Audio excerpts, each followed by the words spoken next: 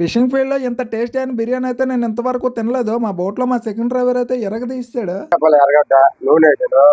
మా బోట్‌లోనైతే బిర్యానీ అయితే వండుతాను. అంటే యాక్చువల్‌గా వ్యాట్‌లో వండమన్నారు బిర్యానీ. వ్యాట్‌లోనైతే నాకు బిర్యానీ చేయడం రాదని చెప్పాను. నాకు తెలిసిన స్టైల్‌లో వచ్చు గానీ మరి వాళ్ళకి అలా నచ్చుతదా నచ్చదని చెప్పేసి నేను భయం మీద వండలేదు. ఇక మా బోట్‌లో సెకండ్ డ్రైవర్ అయితే వండుతున్నారు. తగినంత నూనె అయితే ఏసారు ముందుగా. ఆ తర్వాత ఒక 6 నీరుడుపులు పోసాము.